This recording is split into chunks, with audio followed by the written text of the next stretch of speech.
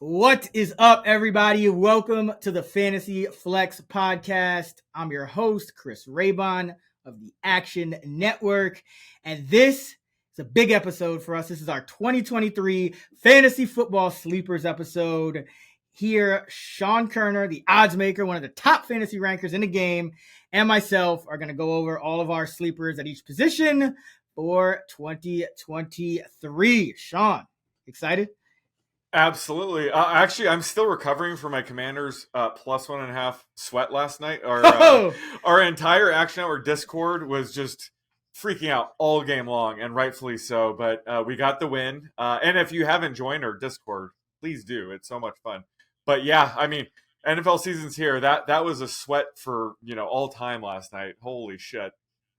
It's kind of like I feel like you gotta pour one out there. Like I did, like that was the most dominant dynasty in sports. Like the Ravens preseason, it was like a 10-year winning streak. Essentially, they were showing clips of like the first win, and like the graphics on the broadcast looked like the 90s. It was crazy. What was it? 24 games? 24. Yeah, because they 24? Won that. They beat the Eagles by 1 that last week, right? Yeah, they won last week. Yeah. So I think it was 24. And but like if you're Washington and you started your starters, and Baltimore started what was it, Johnson, and they played Johnson and Brown the whole game. Yep. They didn't play Tyler Huntley. That's what I mean. I feel like Baltimore really won. Like if you're Washington, you still lost, even though you won. The Commanders they benched their entire first string defense, and it showed early on. So it was just a high scoring game, but Joey Sly, baby, like he came through big time with some big kicks. So I moved him up in my kicker rankings. I know you'll love that part. Oh man, who do you got? You still got Nick Folk for the Patriots, or you no? I updated that. No, my kicker rankings are fresh. Don't come at me. Yeah, it's just always hilarious because I'll just slack you like a random kicker. Like, you need to update this. It's a bi-weekly update. Not gonna lie, but as of now, they are super fresh. All right. So I mean, we're already getting off track here. I guess you want to start. You want to start with our sleepers at kicker. Who's your top sleeper at kicker? Let's go off the script. Who you got? Man. Let me see if I can name a kicker off the top of my head. Come on, Younghoe Koo. I was gonna say Younghoe Koo. Will Lutz maybe. A lot of leading game scripts. I don't know. Let's not talk about kickers. Remember, what? I don't draft kickers. Like, get back to me week 1 when I pick one off the waiver wire. Jake Moody, baby. My kicker 4 right now. Yeah, so quarterback, sleepers at quarterback, a little harder to come by. Especially, I feel like the market's definitely gotten sharper these last few years. It seems to be every year there's fewer and fewer guys that we're kind of finding outside of the top, 12 or so. But I think we both are high on Anthony Richardson of the Colts, especially after he got named week 1 starter, because that just gives him that, key full season's worth of potential upside here. So what's your outlook for Anthony Richardson this year? Do you think he takes any time to kind of ramp up, or do you think that it's going to kind of be more flat production the entire year? I think it'll take time for him to ramp up, especially as a passer. But I think they're going to make the offense pretty simple for him. Like, they're going to let him lean on his legs, and like you've mentioned, like they're going to let him air it out. So I think this is going to be, a high ceiling year for Anthony Richardson. And when he was announced as the week 1 starter, he moved up to QB9 in my rankings. But his ADP, if you look at recent drafts, it's still in that QB 14 range. So I think he's offering value, especially at QB 14. He's going to have a ton of rushing upside as a rookie. We've seen it with Jalen Hurts, with Justin Fields. Like, even if they're not polished passers yet, they can still, put up QB1 type numbers. So yeah, as of now, like, I love getting Richardson as, my late round quarterback. And if he doesn't pan out, we might know right away, and we can stream from there. But I think he's going to be a top 10 quarterback this year. This is the perfect landing spot for him. I've been saying that all offseason. So yeah, like even at QB 14, like the sky's the limit for him. So sign me up for Richardson. Yeah, now I was trying to kind of figure out, the range of outcomes in terms of, what you talked about with the, you know, how essentially how condensed will the offense be? I look back to Justin Fields in 2021 and Hmm. in his starts, as a rookie, he averaged about 25 and a half pass attempts per game, but there's also, other situations like Jalen Hurts as a rookie averaged more, and he wasn't really, considered at the time a great passer. He kind of had some of the Hmm. same issues as Richardson, and then Steichen came the next year. So Hurts had only started 4 games at the time, and then that first year uh, that Steichen came, Hurts' second year in Philadelphia, it was about 28.8, just under 29 Hmm. pass attempts per game, and think close to double digit rush attempts. So you know that's a situation. I mean, I think there's some. That's a possibility. Like it's Steichen, being that he's kind of been in this position before with a quarterback with a similar skill set, and especially because he, announced Richardson as a Yeah. starter so soon. Hmm. Maybe he's just gonna let him. I'm hoping that he kind of lets him take his lumps, because that could be the difference between Richardson averaging like 170 to 180 passing yards per game Hmm. and getting over 200. And if he gets over 200 with the kind of rushing upside he has, I think he's a good bet to be, a top 10 quarterback. Because even in that year where Fields, remember, he started out really rough that first Oh year. yeah. Oh yeah. So he ended up starting 10 games in his rookie year. And even with the rough start, he still rebounded to post top 10 finishes in 4 of his past 5. And then he missed the last 3 games of the season. So Hmm. that would have probably continued. So, if you can get a quarterback who's still going, in the mid teens, and, the median is going to be around a top 10 finish, I think Yep. that's a good value. And I still think that's around where Richardson is. He didn't look, I mean, in the limited snaps that he played, he didn't look great. I'm not gonna lie. Yeah. I think he didn't look as explosive as Fields, or as as like polished as any and he even Hurts, I think, looked Right. as a rookie. So it could get ugly, but at the same time, like I said, I think Steichen, coming over from Philly, having kind of developed Jalen Hurts into what he is today, I think he'll draw on that experience. So I am hoping that it kind of picks up as the season moves along, and we get to a point where Richardson should be making more than 10 starts, and if he takes 10 starts to get to 40% top 10, Hmm. everything from there, I think it'll be over 50%. So he should return value either way, but that's how I'm kind of seeing it with Richardson. But either way, yeah, I think he's one of the few guys at quarterback that I think has major upside. Yep. Uh, and then I know you like Bryce Young as well. I am I'm not a fan of the Panthers just yet. The more I look at, Yeah.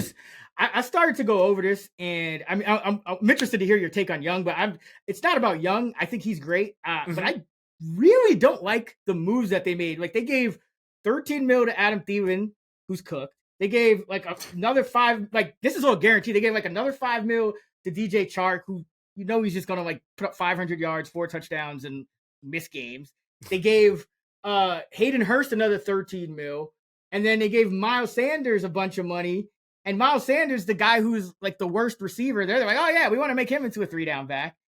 And then like, Yeah. it's just the O line still, like, everyone is so mediocre. Like the ceiling of everyone else in this offense outside of Bryce Young, like in terms of a talent perspective, is Right. so mediocre that it's just driving me nuts. And that offensive line is gonna have some issues. So what Hmm. do you think of with Young?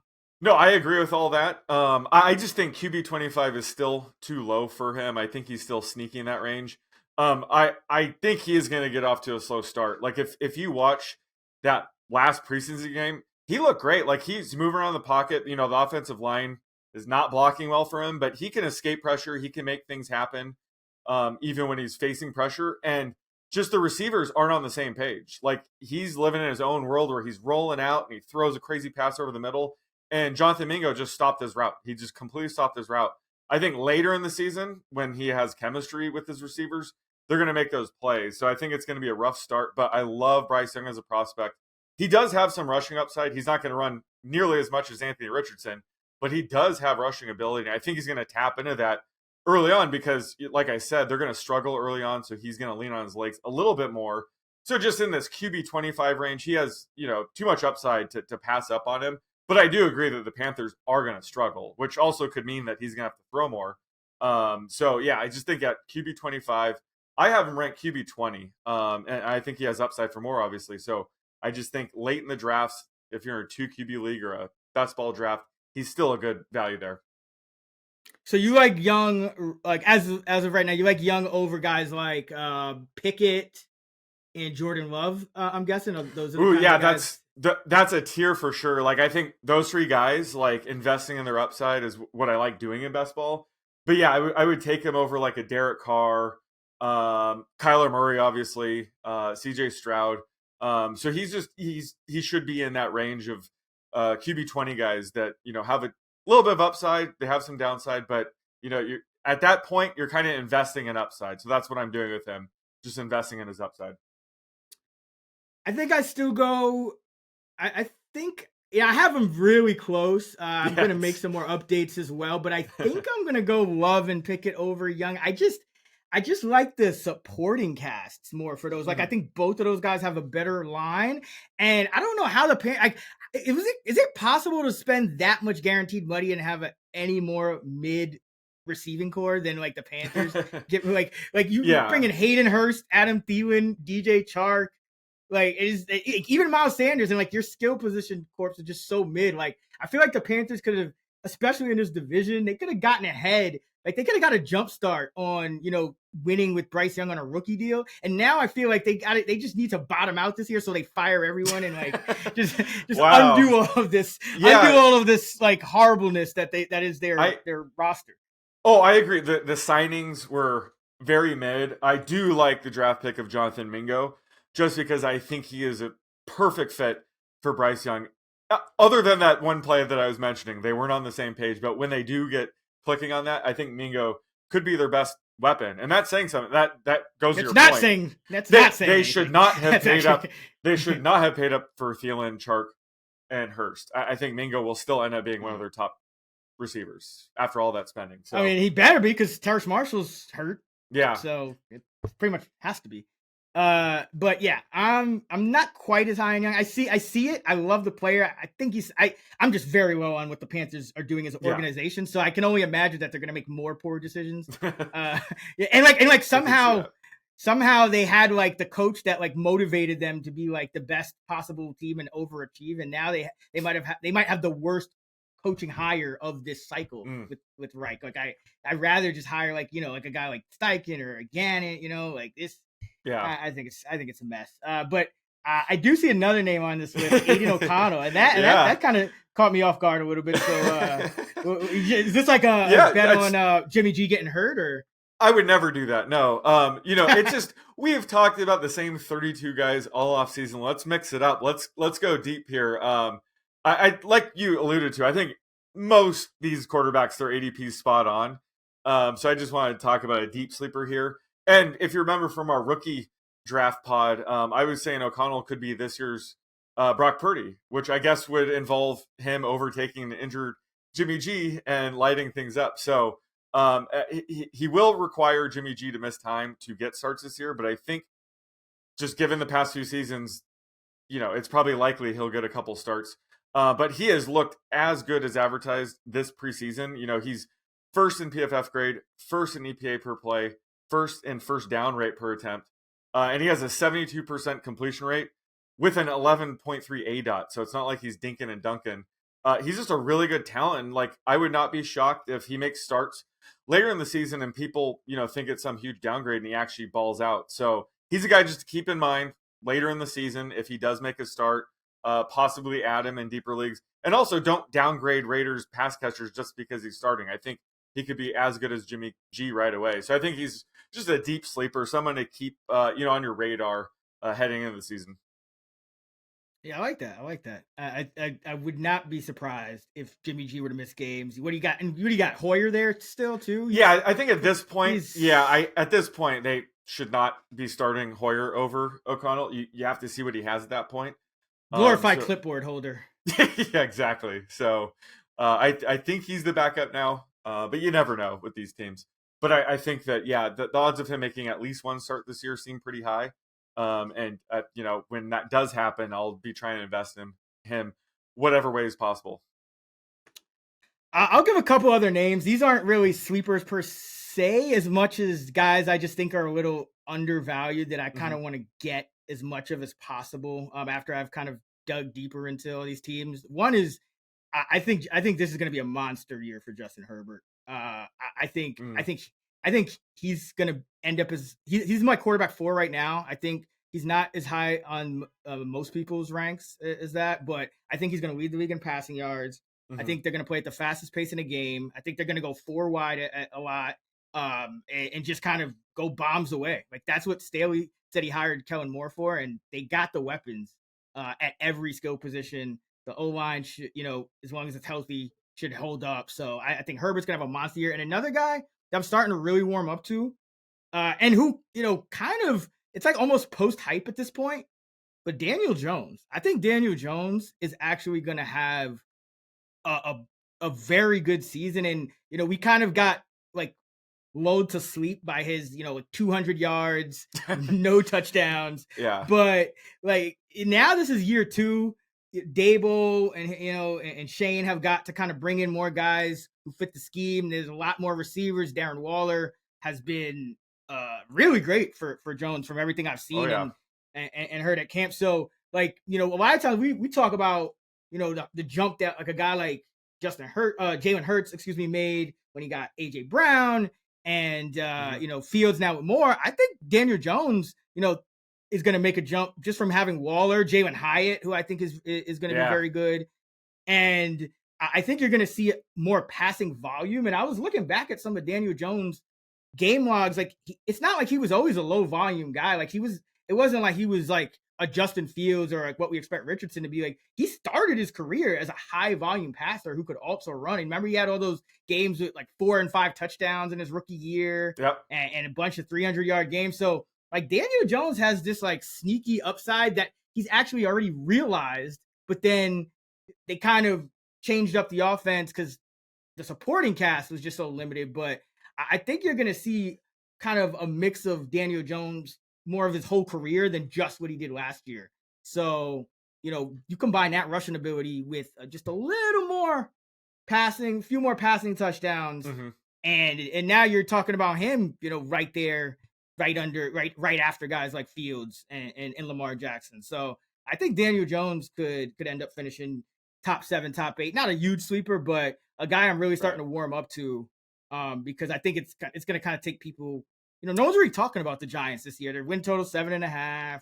Daniel Jones is like kind of locked in that QB 12, QB 13 spot. But I think Daniel Jones is going to give people a pretty good return. Yeah, I agree. It was just way more fun getting him QB 28 last year, though. Yeah, it was. Him and Goff, man. Him and Goff. But yeah, outside of that, like Goff, like Geno, but not really sleepers. They're kind of the market's kind of wised up to those guys. Yep. So let's go to running back. Much more important position sleeper wise. And let's start with David Montgomery. I've already bet him to lead the league in rushing touchdowns. Nice. I think it was 28 to 1. I got it. I think it's still around 25 to 1. He's gonna take over a good part of that Jamal Williams role. So I'm guessing you think that that's too low for where he's going, given his upside.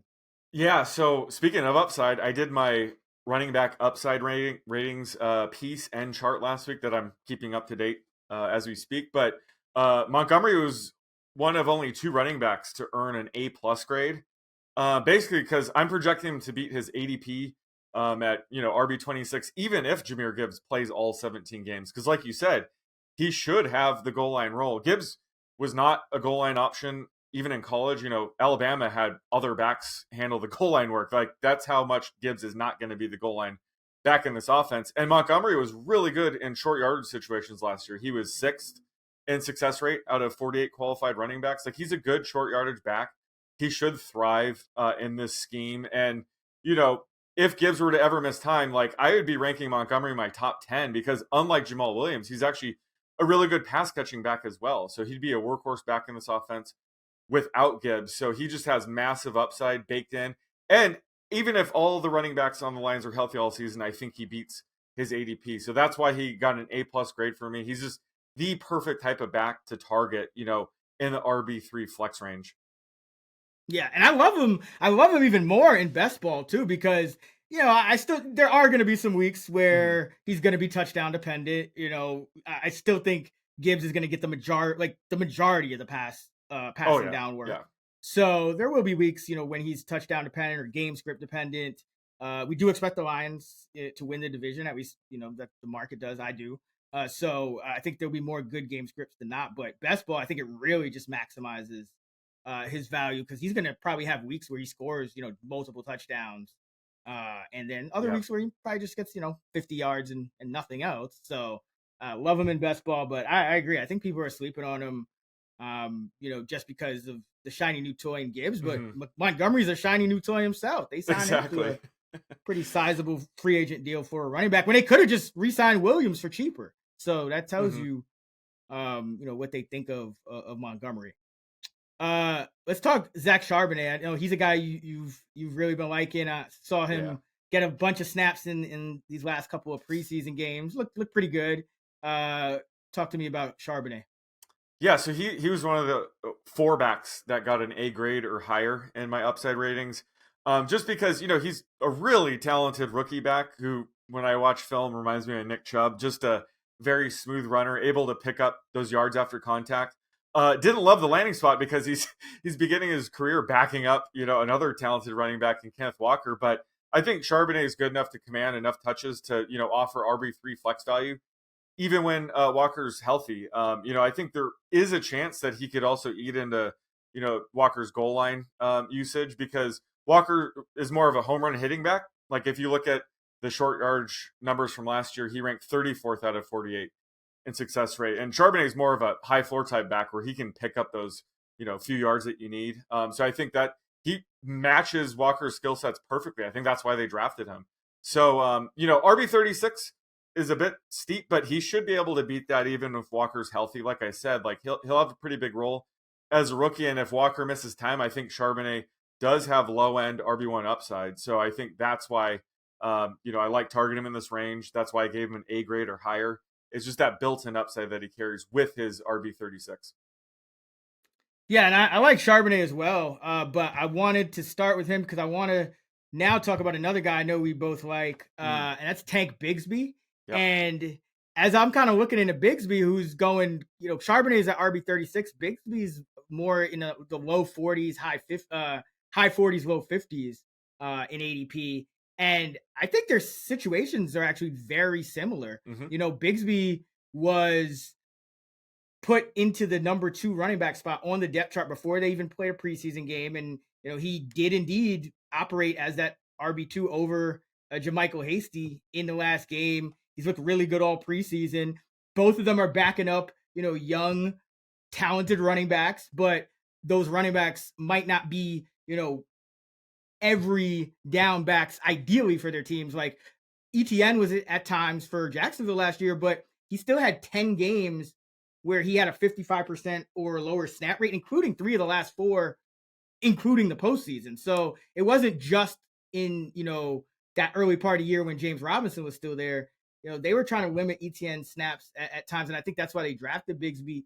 And I think his upside, like his ceiling for standalone value, is that Robinson role, where Robinson was averaging about 11 touches per game over the first 6 weeks. So I think there's a lot to like with Bigsby, and I'm starting to like him even more than Charbonnet because I think they have very similar ranges of outcomes, floor, ceiling, talent, all that stuff. But Bigsby's going like a few rounds later. So what do you think of what do you think about that? Oh yeah, absolutely. I think he's a cheaper version of Charbonnet. He's like you said, he's like in a similar situation. And it does seem like the Jaguars are treating him like he's going to be a week 1, like not starter, but 1B. He's going to play exactly. And for Charbonnet, we haven't been able to really look into any tea leaves because Kenneth Walker's been out. But just early, usage in preseason, they do consider Bigsby like a piece of their offense. So I think that he's going to be, you're going to be hard pressed to play him when ETN's healthy, but certainly when they have a good matchup or like there's heavy bye weeks, he'll absolutely be like an RB3 flex kind of value, even with ETN healthy. And he's another guy, I could see him definitely taking over the goal line work. Like that's perfect for him. Whereas ETN, again, he's more of a home run hitter. So that those are the paths for both Charbonnet and Bigsby to offer value right away, is kind of take away those goal line carries. But either way, both backs are steals of their ADP just because they have so much upside if the starting running back were to go down. And these could turn, they're probably going to turn into like Aaron Jones, AJ Dillon type situations.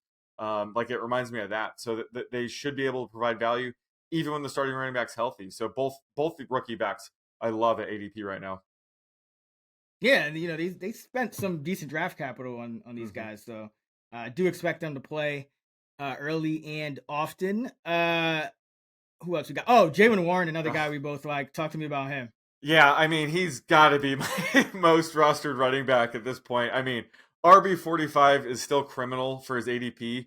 And again, he was one of two backs to earn an A+ grade in my upside ratings for obvious reasons, because I think he should be able to beat his ADP again, even if Najee Harris is healthy, all 17 games. And he'll be able to offer RB2 value if Harris were to miss time. But I think there's a good chance Warren will be able to force like a 50-50 committee this year with Harris, because, we saw Warren eat into Harris's receiving usage last year. But I think he's going to start eating into his early down work as well. We've already seen that in the preseason. And he ripped off that 62-yard touchdown run. So I'm a bit worried his ADP might, start to shoot up a bit. But I think people are starting to see that he might actually be the better back in this backfield, honestly. So looking at my expected yards per carry model last year, he was top 10 and Najee Harris was bottom 10. So I think this is a situation where it could devolve, or for Warren, upgrade to a 50-50 committee, sometime during the season. So I think at RB45, he is an absolute steal. Yeah, he performed better than Harris in a lot of different ways. Running the ball, I think he was better even in pass protection last year. And the fact that he busted off a big run, I think that's kind of something the Steelers have been missing on offense. So that's a good sign for him, kind of forcing more of an even split. And now the Steelers are still probably going to run the ball a lot. They still have that defense, and they kind of just want to play Steeler football. So I'm sure there'll be enough to go around. But yeah, we've both been just kind of singing the praises of Warren all summer. So still think the market hasn't quite caught up to him. Another guy I like, and this is one I seem to be on an island, but I still like Alexander Mattison. I still think he's going way too low. I don't understand why people are so scared of his I guess holding on to the workload. Like everything the Vikings have done all offseason, everything I've heard out of camp has kind of telegraphed exactly what they're trying to do with Madison. Like they gave him a new contract that made him a top 20 running back in terms of guaranteed money. They released Dalvin Cook. They don't bring in a veteran all camp. They don't play Madison a single snap along with the rest of the first team offense. Last season, Dalvin Cook played 72% of the snaps and Madison played 26%. And I think that's exactly how it's going to break down this year, except Madison's going to be in the Cook role. And, working out a guy like Kareem Hunt, Mike Davis, all these other guys, like I think that's just for the Madison role. And if they don't end up bringing in somebody else, if they go into the season with Ty Chandler, Kene Wangu, and Dwayne McBride as the depth behind Madison might get even more than 72% of the snaps. So there's nothing to tell me that they don't trust him. I've heard some people speculate, but then the actual beat writers are like, no, they love this guy. They've literally been planning all offseason to use him as a feature back. And there's not many, some of the most talented backs in the league aren't in situations where they could, have a 3-down role, play 70 plus, 80% of the snaps. So I'm really high on Madison. I think he should still be a top 15 back, and he's outside the top 20 in a lot of people's ranks in ADP. So I love me some Alexander Mattison. I think people are truly sleeping on him. Truly. Yeah, you got that right because his ADP is down to RB25. Yeah, like what the hell? Which I was like, I don't want to take him in the top 20, but if he falls to 25, You're I'm kind of with you. Overthink? What do you mean? How? Like, when it there's comes not to 20 backs better, like that have a better outlook than Alexander Madison. Let me see if I can do the math right now. Real They quick. are not. It's very close. Who is playing 72% of their snaps? Like, we're not even going to give them any upside. Let me put it this way.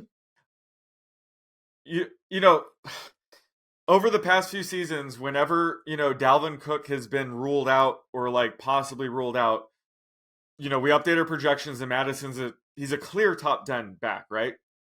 So I think that's that's the mindset we should have going in the season. I don't disagree with that at all. I do think that there's a chance if you look at the metrics, he's not like a dominant running back. There's a window for somebody to step up and overtake him. But again, I'm agreeing with you here. When you look at their depth chart, I can't name a back that will be able to do that. So I think his workload, I know his workload is safer than your traditional frozen pond running back. I'm agreeing with you.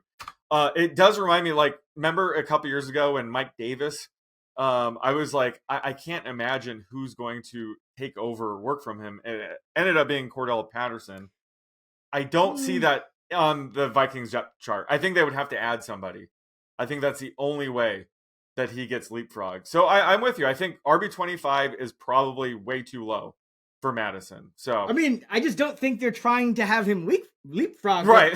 Like Kareem Hunt was a dude who played like 25%, 30% of the snaps last year and wasn't even good. Like, if anything, he would play the Madison role. But on top of that, like, first of all, like the metrics with Madison is like, it's kind because like the Vikings, this is a new scheme, second year under O'Connell. Their O-line was different, but also they extended CJ Ham and they signed one of the best blocking tight ends in the league to a big contract in Josh Oliver. They already had TJ Hockenson.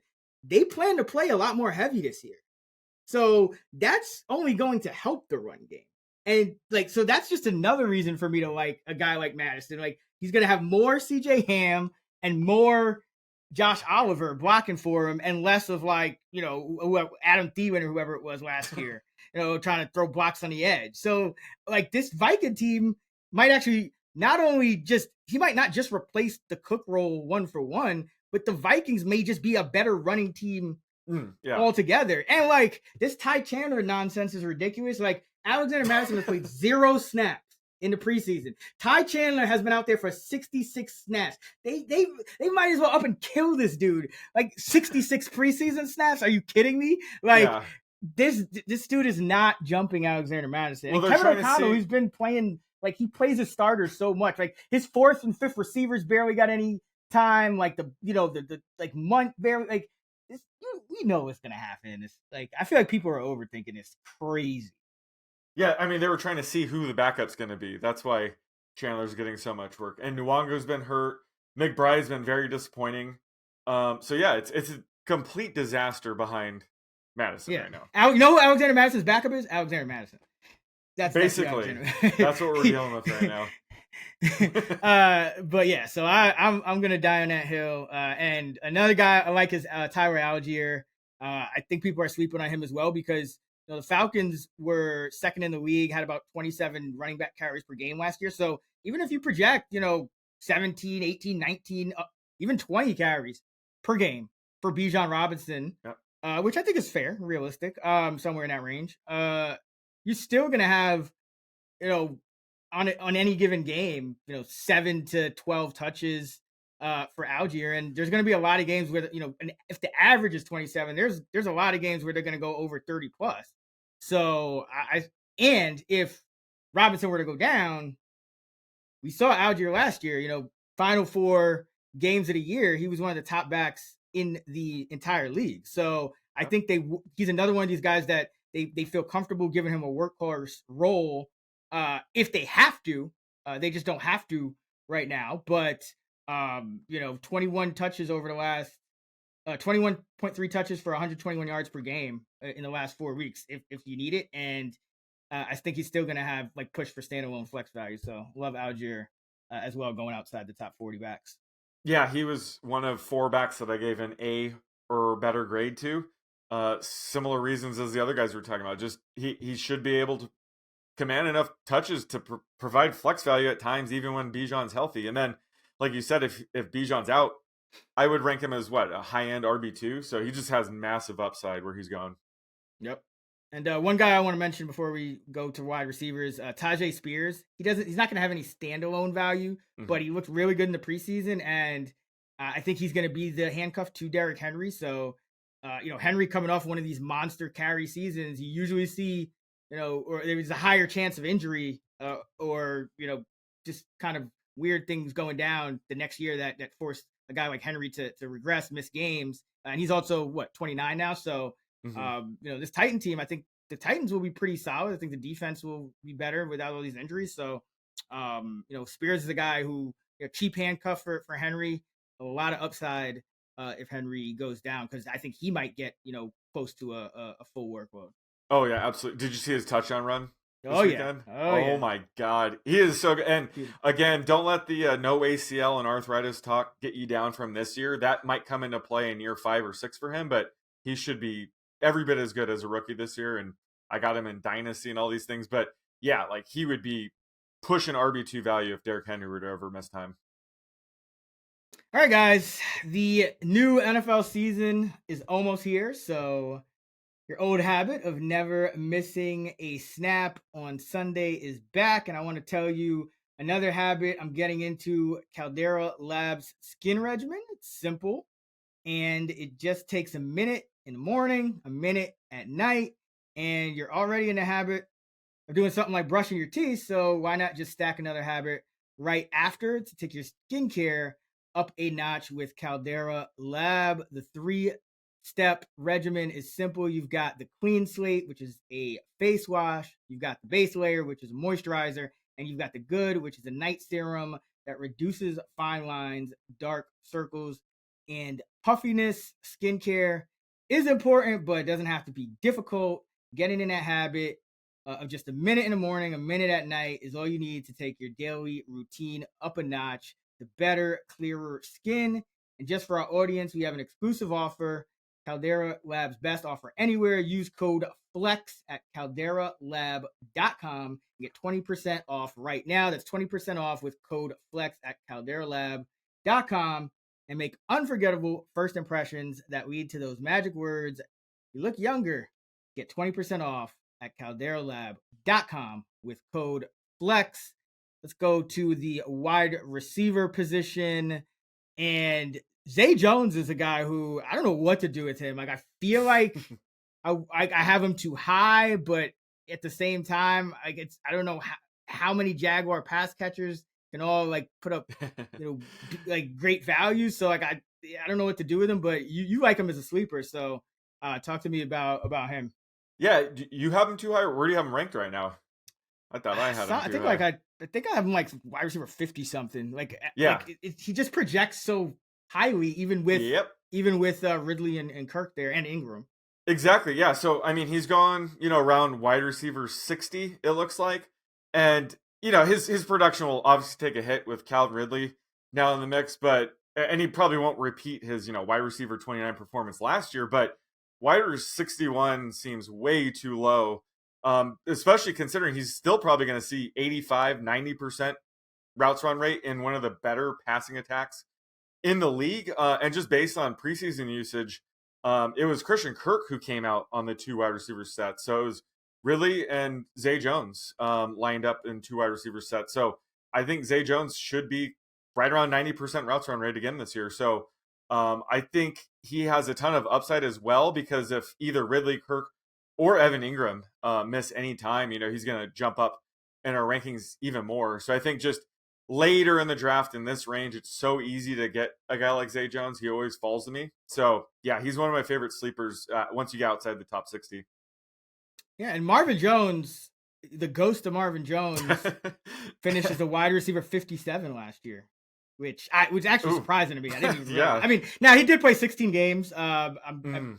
It would be lower if you looked at points per game, but the point remaining that Zay Jones could really not do much and just kind of still beat his ADP. at wide receiver 61. So yeah, I like that as well. A guy I like a lot is Michael Gallup for the Cowboys. I think this is another team, the Cowboys, that I feel like people are just kind of overlooking a little bit this year. You know, they lose Dalton Schultz and they add Brandon Cooks and McCarthy's calling plays, and I guess everyone's just kind of soured on them because you got McCarthy calling plays and Schottenheimer there and Moore is gone. But Dak Prescott still a pretty good quarterback. The line should still be solid to give him time. And I don't know how they're going to run. They led the league in running back carries last year. I know they say they want to run more, but I don't see how they're going to run more with no Zeke. And you know, like they ran more than the Falcons last year in terms of running back handoffs. So I like the Cowboys passing game, and Gallup is a guy who, you know, going outside the top 50, I think he should be you know, right around that wide receiver 50 range. The report is he's going to run fewer low percentage routes, just go routes where he's just kind of a decoy and be moved around the formation more. And I think that's going to, you know, do well for his value. And he's also, even when he tore that ACL, he didn't even have surgery till February of 2022. Mm-hmm. So coming back last year, he had a really bad season, but he was not far removed at all from that surgery, and he just was not right at all. But before the surgery, he averaged about 53 yards a game for his career, and I think he can get back up to that point. And you know, he could finish as a wide receiver 3, even a wide receiver 2, and not many wide receivers going in the wide receiver, you know, 55-60 range can say that. So I like Gallup, and I think there's even an outside shot he beats out or he's more targeted than Brandon Cooks. So love Gallup. Cooks. Yeah, he's always one of my favorite sleepers every year. So you get him. But yeah, I was gonna say that last year was kind of a lost season just because he wasn't 100% when the season started, and it showed. And he should have a much more diverse route tree this year, which should help him draw more targets. So I'm with you on this one. All right, talk to me about Van Jefferson. Yeah, he's another receiver that kind of had a lost year last year. You know, he missed the first half of the season due to injury, and then only played 3 games with Matt Stafford before he went down with his season-ending injury. So I think Jefferson is another sneaky wide receiver in the 65 to 70 range. The last time we saw a full season from Jefferson was 2021 when he finished as the wide receiver 31. And I don't see why he shouldn't be in that role again this year. You know, the Rams defense will likely take a big step back this year, so they should be, you know, as pass heavy as ever this year. And the Rams, you know, wide receiver number 3 slot just gets worse and worse every year. And this year, you know, it's going to be some mix of Tutu Atwell, Puka Nacua, Ben Skoranek. So, you know, Jefferson should be a lock for the number 2 receiver role, which means in this offense, he should be a top 3 target for Stafford most weeks. So, you know, wide receiver 68 is a steal for Jefferson as well. He's another guy that I like getting at the end of my drafts.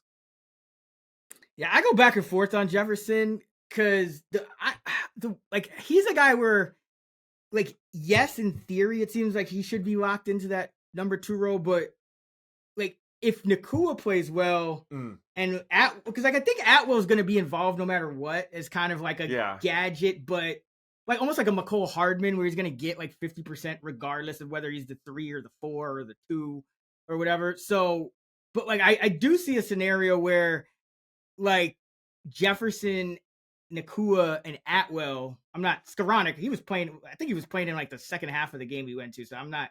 I don't think he's going to factor in this year as much. But that's my only worry with a guy like Jefferson is, you know, as opposed to a guy like Zay Jones, where even though he's like the wide receiver 3 on the team, I really don't see anyone. Like, I don't see his job in any jeopardy. Like, I could see Jefferson kind of, you know, him and a bunch of other guys kind of having a little more of an even rotation behind Cooper Kupp. So that's my only thing with Jefferson of why I'm not higher. But I do agree. Like, if he does hold that role, he's gonna smash his ADP. Like, just exactly. And would be a great best ball pick too. Yep. Because he, you know, deeper targets, average 15 yards per catch for his career. All right, let's talk about let's go with Jaden Reed, who caught a touchdown in the Packers-Patriots game. Looks like he's got that slot role locked up. And Teray is going to be the kick returner and more of the wide receiver 4. I saw Teray playing way further into the game than Reed. So you think Reed can beat this? What is he set? Wide receiver 75, I believe it is. Yeah, wide receiver 75. Yep. Yeah, where do you see him from him? Yeah, so he's a rare kind of like high floor option this late in drafts. So this is somebody that you would take like in best ball if you need depth, or like a deeper league where I'm in some leagues where we start 5+ wide receivers, like a league like that. Reed is perfect because he wasn't one of my favorite receivers from this year's class. He did land in one of the best situations for year 1 production. So it does look like he's a lock to be, the Packers starting slot wide receiver this year.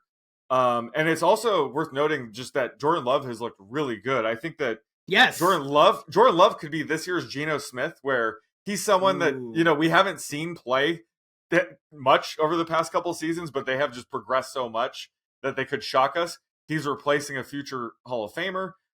So I like investing in the Packers right now, and Reed is obviously the cheapest way to do that.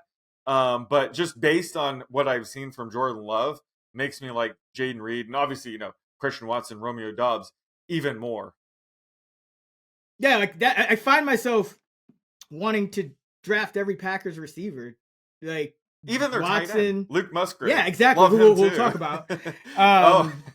But yeah, I think Reed. I mean, he's definitely going to get the snaps.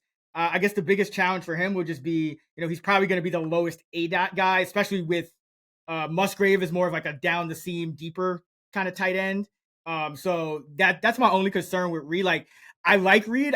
I like Jalen Hyatt even more, because my thing with Hyatt is, whereas I don't think Reed is going to jump Watson, I do think there's a chance he could out target Dobbs this year. But I think Jalen Hyatt has a chance to be the most targeted Giants receiver. And I noticed something very interesting about his usage in the preseason. In college, Hyatt was a slot receiver pretty much. He was like 88% slot in college. In camp, they've been talking about how he's been beating guys deep on the outside. And in the preseason, he's played 81% of his snaps outside. So that means the Giants aren't just like lumping him in with that gaggle of slot like Crowder and Beasley and Shepard and all these guys. Like, yeah, I think they really want to get Hyatt on the field, and they, if we know it's kind of a merit-based system in that Dable offense, and I think Hyatt just has an extra gear. I mean, this is a dude who scored 5 touchdowns against Bama. Gave them their first L of the season last year, and 15 touchdowns overall. But Litnikoff winner. I think this guy has a chance to be special, and so like that's why in that range I'm still going Hyatt over some of those other guys. But I do like Reed. I do like Hyatt. I like Rashid Rice. I like Tank Dell. Bunch of those rookies in that range. But I'm starting to warm up to Hyatt because I think him and Rice as well. I think both of those guys. And I guess Dell to a lesser extent. I don't know what's up with his injury. He missed that preseason game, but these guys I think have a better shot of being their team's number 1 receiver. Now in Rice's case, that would be, and Hyatt's case, that would still be the number 2 target. Dell's case, I mean, if you were, I could see him jumping everyone and being the top target. So any thoughts on these rookies? Yeah, no, I think Hyatt in that range has the highest ceiling. Again, I think Jaden Reed's a good high floor play. He's a rare high floor play in this range. But some of these receivers in this range, like a Josh Palmer, a John Mechie, like they need an injury to have any value. Whereas Hyatt doesn't need an injury. Jaden Reed doesn't need an injury. Tank Dell probably doesn't need an injury to hit in this range. So those, when I'm drafting in this range, I'm just thinking which of these receivers don't really need an injury to have value this year. And I think like what you said, Hyatt, he probably already has his role set in this offense. Like he's the deep threat kind of guy, and they don't really have that. So I think he'll have a path to having value, but he's perfect for best ball because you probably won't know when those spike weeks are coming. Nope. Whereas Jaden Reed is more for like traditional head-to-head fantasy and deeper leagues. But yeah, I think Hyatt out of this range has the highest ceiling for sure. Yeah, I mean, Rice, I think, looked really good in the preseason as well. And, I'm not buying this Kadarius Toney is going to be like a Healthy? well, not even just that. I mean, he's already not healthy, but I think he's gonna. I don't think he's gonna be more than a rotational guy. I think he's gonna be like kind of like a McCole Hardman in terms of the percentage of snaps, more around like 40, 50. Like he never topped 44 as a Chief last season, and I'm sure they'd like to get him more, but he got injured again. They have so many receivers. I think they're gonna have like a rotation at receiver. Like last year, their top receiver was in terms of routes run per game percentage was Juju at 77, and I think MVS was at 76. And I could see whoever leads it this year, maybe it's probably going to be Sky Moore. I could see him leading with an even lower percentage. Like I could see them going like Moore 70%, MVS 60%, Rice 60%, Tony 50%, and then like a couple of other guys like 25%, like Watson or James or Ross or whoever makes the team. But I could see them working in 5-6 receivers with, kind of more of a rotation. But I think Rice, if Tony's going to be more of a rotational guy, I think MVS, he probably is going to see a downtick as more guys kind of jump up because he's like didn't really produce much last year and targeted only in 13.7% of his routes. So I think they could stand to cut his snaps a little bit. So I think it's Rice versus Moore. And I like Moore and I love the year two kind of weak guys, but I don't think Moore showed me enough to where I'm just going to like say, okay, he's automatically just going to like beat out Rice for the entire year. So, Rice in, as a potential number one target or top wide receiver in that Mahomes offense is pretty intriguing to me as well. Whereas Dell is more of the guy that really has to, make some jumps, but that it's Nico Collins and Robert Woods and, hey, don't talk shit about Nico Collins. You could talk shit about Robert Woods, just not Nico Collins, please. Okay. I mean, and fair. Noah Brown. Yeah, Noah Brown. He doesn't have much to leapfrog. And it doesn't sound like Mechie has really established himself. So, but that's still more of a projection. But yeah, I think Hyatt, Rice, and Jaden Reed, they're gonna have roles this year. It's just, how consistent are they gonna be, and how high is the ceiling? And I think like you said, Reed is a great kind of like head to head high floor. Could average 4 catches a game even, and whereas Hyatt and Rice are higher ceiling guys. Okay. Yep. Let's close it out with tight end. We both like Dalton Kincaid. I think he could be as high as the number 2 target this year. Yeah. I mean, this is the year of the rookie tight end. Like this is a really good class. I think we could see like 3 or 4 of these tight ends put up really good numbers as rookies, which is uncommon. But we've seen Kincaid's ADP skyrocket the past couple weeks. He's up to tight end 12 now. I think just people are getting to see him in action. No surprise, he looks great. But like you said, it's clear the Bills drafted him to be a key weapon. As soon as this year could be, Josh Allen's number 2 target most weeks. Still, Gabe Davis is more of just a high variance deep threat. So a guy like Kincaid gives them just more stability, which I think makes a ton of sense. And he, like, heading into the draft, he reminds me of like a Mark Andrews type of pass catcher. He has a ton of upside as a pass catcher, and he landed in one of the best situations. So, tight end 12 might seem steep, but that's the perfect time to take a flyer on a guy like Kincaid, because if he doesn't work out, which I don't think is happening, you're not spending that much draft capital on him, but he has, top 5 upside as a rookie. So he's definitely worth taking a flyer on. The hype is there for a reason. It's clear that the Bills are banking on him this year to hit the ground running. And I think he's more than capable of doing it. So I still love him, at tight end 12.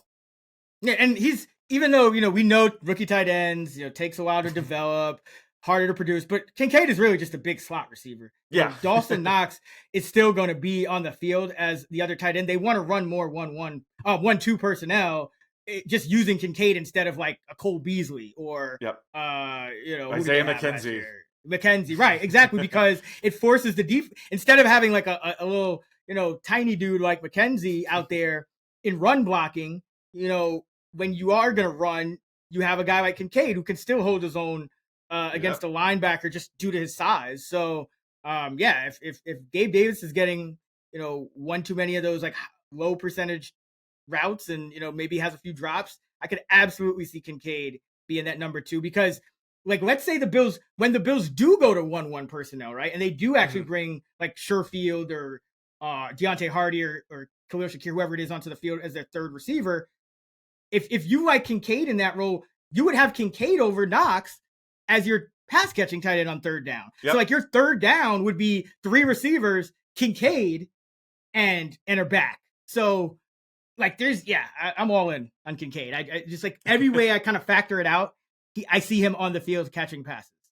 Yep. So I don't mind the T12 at all.